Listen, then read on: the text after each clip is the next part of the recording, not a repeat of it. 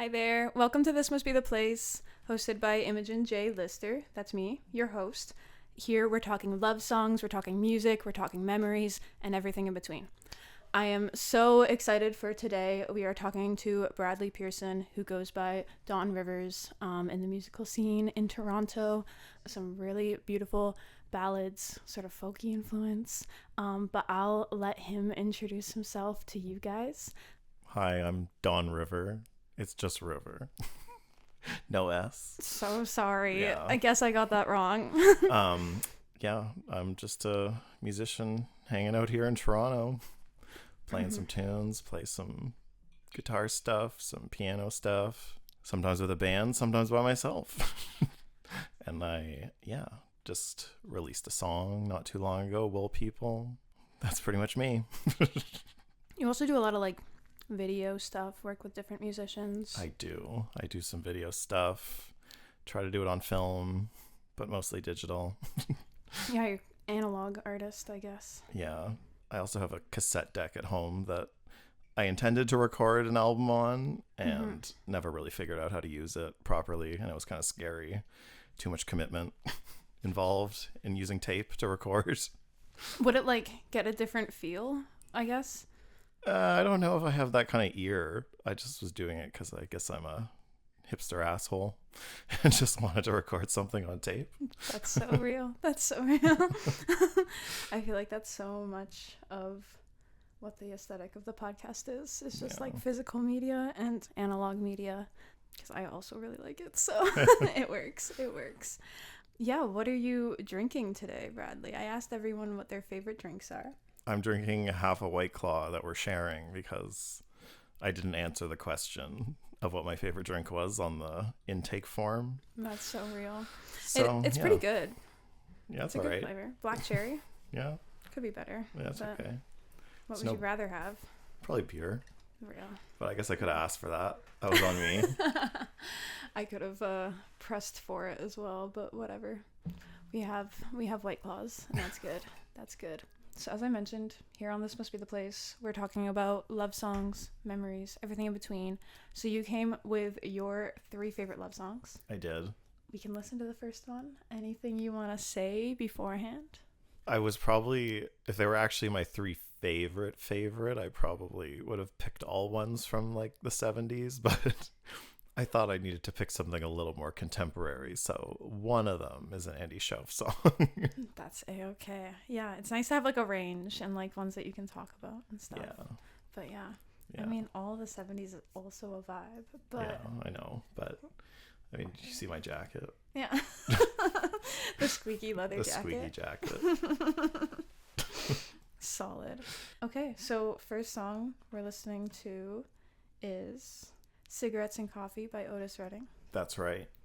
Yeah. We've chatted briefly about this song, but I'm excited to hear more of your thoughts. Yeah. I think I showed you the song the first time we hung out. Yeah, I think so too. Yeah. It's just so funny. Because you mentioned this podcast, and this was the first song I immediately thought of when you brought up love songs. So it had to be on here. It had to be on here. Okay. We'll take a listen. Fade out. It's such a good choice. I feel like there's so much yearning in that song. There's an underlying sadness to it. That's just all Otis Redding. Is it? I think so. I don't know. I just think it's his voice. Him and Al Green. I find nobody sings like them anymore, and nobody records like that anymore. And just the combination, I don't know. I don't think I've ever heard anything like him since. Not that I was around at that time. I'm not that old. Yeah, I feel like it is really dramatic. It is really there's so much emotion coming through there. Exactly. I really like that in kind of just how simple it is, what he's singing about, because I kind of think it's love is the best thing ever, cigarettes are the best thing ever, and coffee is the best thing ever. And I kind of feel like that's, it's so easy to understand love when you just think about having a cigarette with coffee. That's so true. Oh, hi, Sophia. Oh, there's a dog here. Hi.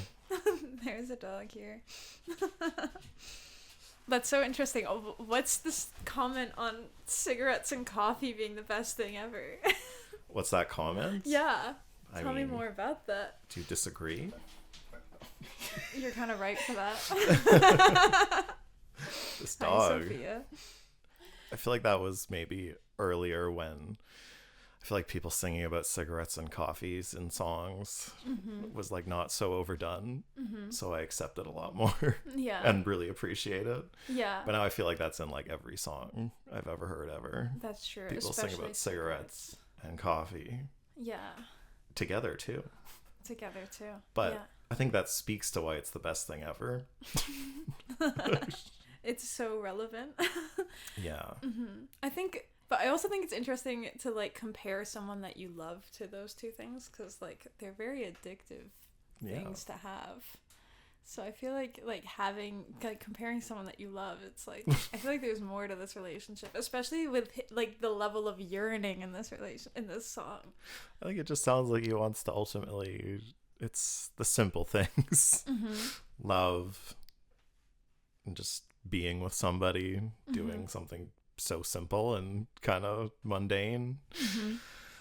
I really like mundanity in songwriting. Yeah. And I know with a lot of music from this era, it's like the words are so simple, and a lot of it is just like the yearning in the voice. That's what I like about it. And that's maybe why this is my favorite love song. It takes it right down to the basics, strips it down. Yeah. Yeah. Yeah. In your own music, do you like tend to write about the mundane? I do. I really like writing about really mundane things. I'm trying to think of like some example of something. And I'm blanking on all my own lyrics. Laughing? I don't know. That's one song. But I know you don't like that one that much. Yeah. Oh, I guess I was thinking in the last song I released, Wool People, I have like a line my dad used to make me, or he did it one time and I remembered it a lot. And we were at my grandma's house and he was taking the smoke detector out and checking it because the battery was dead. And then he was like, you can check a 9-volt battery like by sticking the electrodes to your tongue, and like you can tell like if it zaps you only a little, it's dead. And then I did it, and then I wrote that into the line of the song, is that I used to lick a 9-volt and did it just for the spark on my tongue. So I thought that was pretty mundane. Small stories, small things. Small little things. Do you like associate this Otis Redding song with like anything specific, or is it just like it just like sums up the feelings of love for you? That's kind of it. Yeah. I don't know. I don't know when I would have first heard it. Probably a long time ago. I always like to listen to old music. And yeah, I don't know when I would have heard it, but I have the record that this is off of. I think I have this one and the greatest hits that it's on as well. And I've just like always really liked Otis Redding. That's so cool. It's a really beautiful song, especially with his voice. It's really incredible. Yeah. I'm interested to hear the next one. I've seen Andy Shauf live. Yeah. With Poppy. Wow. Where'd you see him? Ottawa. Yeah. Why there? I feel like it was a group effort of not looking at where he was playing and deciding that going to Ottawa would be fun. And the sleepy capital. How was it? It was beautiful. The setup of the stage was incredible. He had like his whole band, what was it, like 9 people or something, set up in like a semicircle around him with the drummer at the front, which was interesting. And the drummer was incredible to watch because he was like really grooving. He was like really getting into it. And then he had this tiny, tiny little cymbal. He just goes ding, and it was like every time he saw it, it was like mind blown. Great. And then he just had like a box of like different things that he just kept on pulling out. But also the like setup of the stage with him in the middle, a lot of the lighting was done through like vines. So he looked kind of like his face was kind of distorted by the lighting because the vines were all over it. Viney guy. Yeah, exactly. Like kind of giving that like stalker-esque vibe from Poppy, help me, what's the album? Norm. The kind of stalker-esque story and concept of Norm. Damn. Really cool energy. Yeah. So I'm excited to listen to this one because I haven't actually listened to that much by him. So I'm curious. I have this album. A friend got it for me like a couple years ago for my birthday. And I was like, hell yeah. So you're a big fan. I am a fan. You're a fan, yeah. I just particularly like this song and this album. I actually really like that new album too, Norm. Yeah. It is really good, but I don't know why I liked his music videos on this album also. And that was like something that maybe why I listened to it so much, but I do really like it. It's really mellow. I'm a mellow guy, so very chill. Yeah. Very laid back. Exactly. Yeah, that's the way to be. Yeah. Okay. Let's do it. Let's do it. This is Quite Like You by Andy Shauf. That was so much more groovier than I was expecting when you said it was chill. Groovier? Yeah. Like, I've heard the song before. It's so like sparse instrument wise. I really like that. Yeah. But it's got, yeah, because it does have like a nice little groove. Like, it's a little dancey in a way. It's a little groovy. Yeah. A little groovy. A little groovy. I also like when he says like, no one else like you, like it really hits. I don't know what about it, but it really yeah, it's it like, does. Oh my god, it's so loaded. I guess I don't know, I really like how I'm like interpreting the song in like a way where you're just like kind of like, I could be better for you, kind of like drunkenly and almost seeming like impulsively, even though like it's your friend and your friend's partner. And it was just, I don't know, it's just really well written. I find like I really like how he just seems to like be like, I could just be so much better, and like is drunk enough to be like, I'm gonna get you, no problem. And then love how abruptly he's like cut off at the end. It was just like, oh, I misread that entirely. Is it a relatable situation? No, but I'm such a good guy. Yeah, never end up like that. I'd never do something like that. But yeah, it was just, yeah, I thought this would be a fun direction to go in terms of like a love song, something that's like unrequited and probably not even real. That's just so like interesting. you're drunk and being like, oh yeah, you're pretty cool and pretty hot, and like you had one fight, now I can slip in there and take you for myself, maybe just for like a second, but this doesn't seem real. Just like the fantasy of it all. Yeah. Like It would just be like, it's almost just like a dream or like a bad thought that's just getting like cut off. That's like, thank God it did. That's so good. Like, does this character, like, is this like one character then that fits into the concept album? Do you know much about the characters of the album? I actually don't really know so much about like the characters of the album. I don't remember much. Yeah, I just remember like I've heard the story of it, but too many people write songs about too many things, and I can only keep so much in my brain, so I'm pretty much stuck on like this one and the Magician from this album. The Magician's also beautiful. Yeah, this is so fun. I'm not gonna do the single. Yeah. What am I? A chump? A basic Andy Shauf fan. Yeah, a basic guy.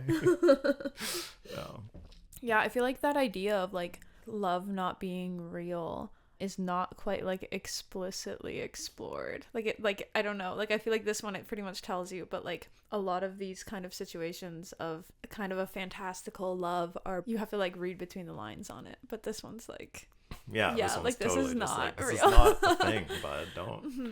Don't go for that. Yeah, it kind of like takes, I don't know, it's kind of like an interesting choice for a love song for that reason. Yeah, it's just like, yeah, just kind of wild that way. Yeah.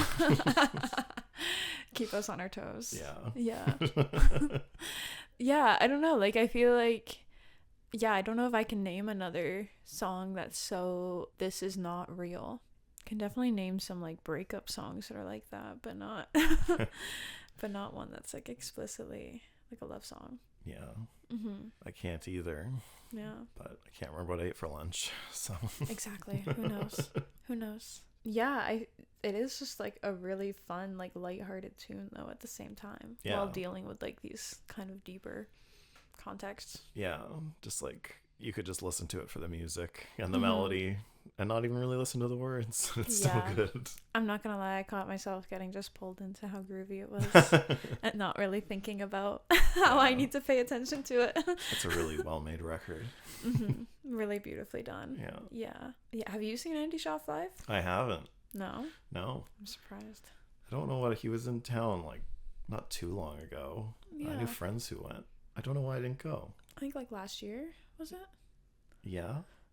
Andy Shauf as well is like a great pick because Canadian artist. And yeah. We're here in Toronto, so. Yeah. That was also one of my thoughts, was I should pick a Canadian. Yeah. I picked 2 Americans. Support our local Canadian music. For sure. Who's the biggest person you've seen in the city? Like I've seen play or just seen around? Like just on the street. Just on the street? I don't know. Maddie from the Born Ruffians. Who's gonna be on the podcast, hopefully. I don't think anyone that big. I saw this one guy from Degrassi at a coffee shop once. Degrassi. But I don't know if that counts as being particularly big either. There's a diner on Bathurst that I really like called Koss, and there's like an arena kind of behind it where like all those like 90s like Tragically Hip and Blue Rodeo would play hockey at. And I guess he still goes there and plays hockey with the kids there. But the guy from Blue Rodeo, Jim Cuddy, was outside the diner. And at the time, I did kind of like Blue Rodeo. And then I went out to him. I was like, oh, hey, Jim Cuddy. I was like, I'm a big fan. And then he looked at me and said, oh, you are big. I was like, okay, thank you. That's a great response. That's fine. Very candid there. Yeah. Whatever. Is he the biggest person you've seen in Toronto then?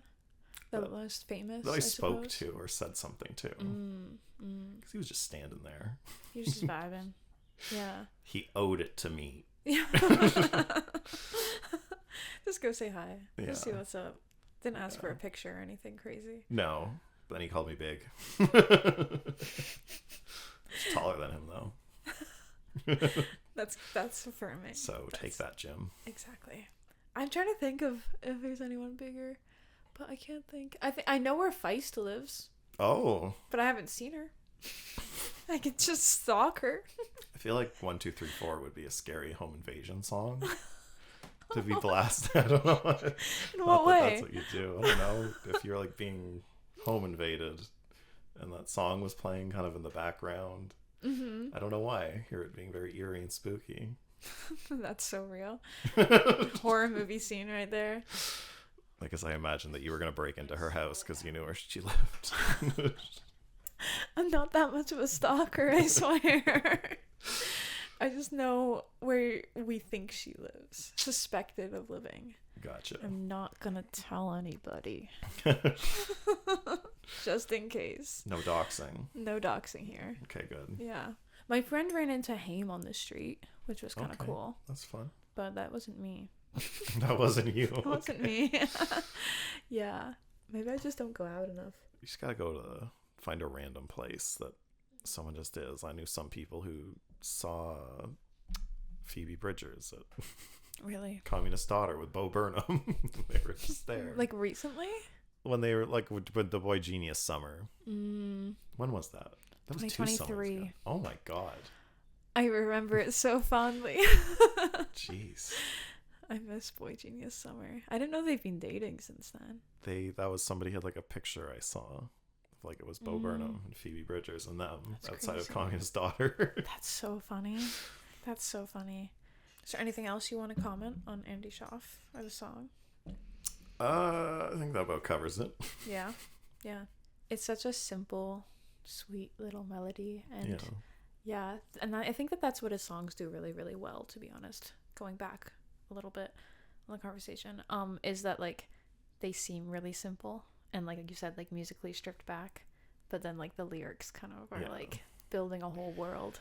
And then the production is very thoughtful, and even though it is so simple, but that's kind of when it's the most thoughtful. I agree. Keep it that simple. I feel like that's like one of my things with seeing, like especially like local music, is like when they just have too much going on, and you're like, chill, just keep it low key. Yeah. And it like makes such a difference. Or go the complete opposite way. When I watched my friend play in like a 20-person band. Oh my god. Like, that was so cool. But mostly because they had like an orchestra essentially. Like, that's very cool. At the front. That is very cool. So that's fun. Mm-hmm. But Yeah, I guess I shot for a jazz band, and like, yeah, it was like 10 people on stage, and you're like, whoa, there's so much going on, and it's so much fun. It's so much fun. Jazz. Yeah. That's my thought on that. But yeah, okay, if you feel like you've said what you need to. I've said my piece. Yeah. Okay, we can move on to song number 3. Okay, headphones on. This third and last song that Bradley has chosen, Don River has chosen, is one of my personal favorites. Bless the Telephone by Labi. I always say Siffre. Siffre? I've never heard them say their own name. But I have no idea. I've never looked it up. I always say Siffre, but... Yeah, this song is... I feel like it's such like a genuine feeling of love. Anyways, I'll talk about it afterwards. We can listen to it. Here we go.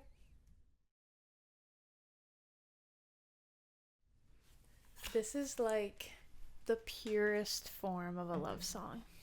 Yeah. Like, this is like everything that you expect, and it's just like sweet, and I feel like it's also like commenting on like the singer-songwriter experience, because it's like, you know, like this is my job, and it's just so lovely and light and sweet, and I really like this song. Yeah. I feel like it kind of took on I started like twisting the meaning of it in my head, like of what he was saying.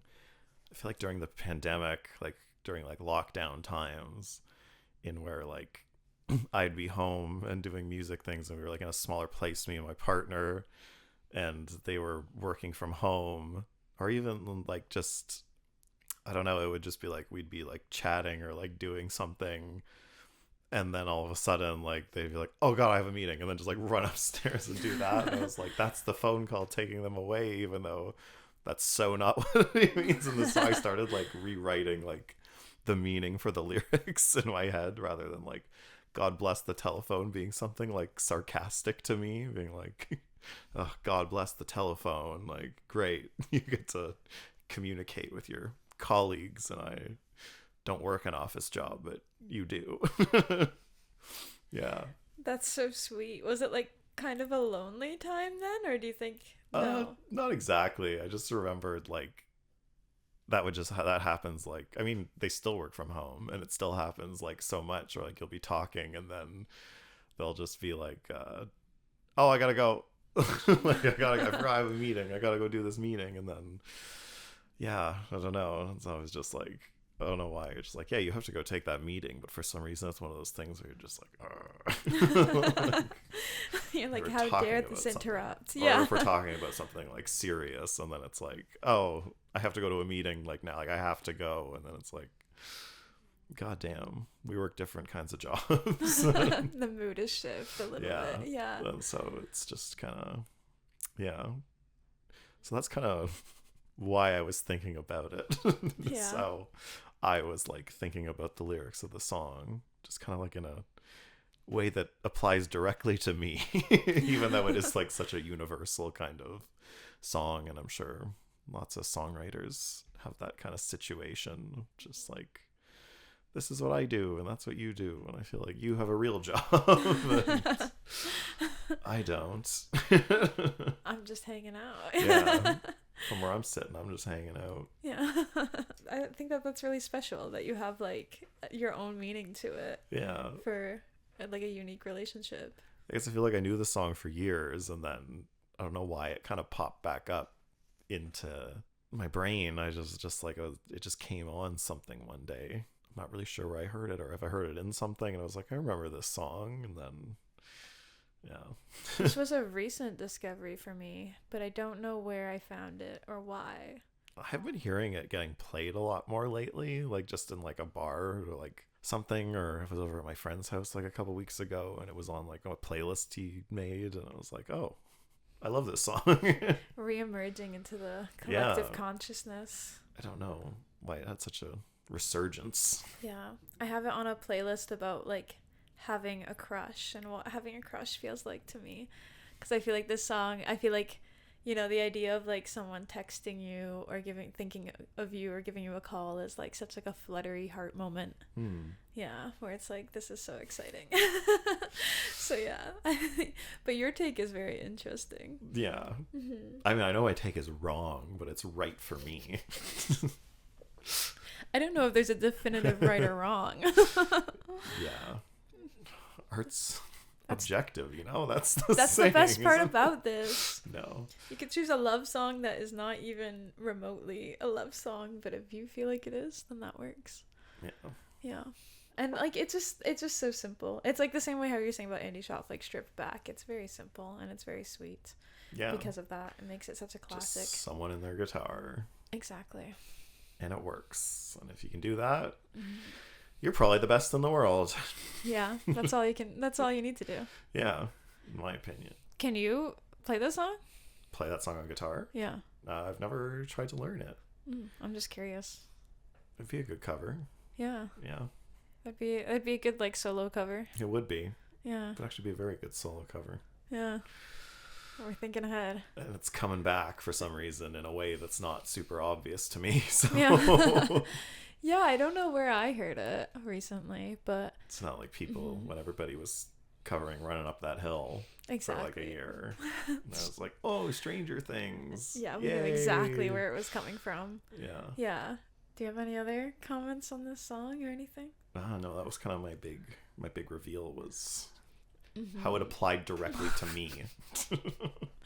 How the meaning of the song is completely obsolete. This song is about me. Yeah. It was written just for you, I'm sure. Yeah. Thank you for coming on. No problem. Yeah, this has been fun. For anybody listening, this is the first recording of This Must Be the Place after a long 2-year hiatus. It's been a good time chatting with you, Bradley. Oh, I had a good time chatting too. Yeah. I feel like I said no problem in such a... Yeah, you're welcome. I very much appreciate it. Thank you, Imogen. I'll accept attitude from you and you only. But yeah, that brings us to the end. Thank you for listening. This has been This Must Be the Place with Imogen J. Lister. Be sure to like, subscribe, comment, give us your criticisms, give us your love, give us any thoughts. We're sending you guys lots of love. Be sure to follow on Instagram for more content based around the podcast. We're posting previews of the guests. We'll be posting snippets of interviews and lots of content to come. That will be on This Must Be the Place pod on Instagram. Be sure to follow and like, subscribe, all of the above. Appreciate you and have a good day. Take care.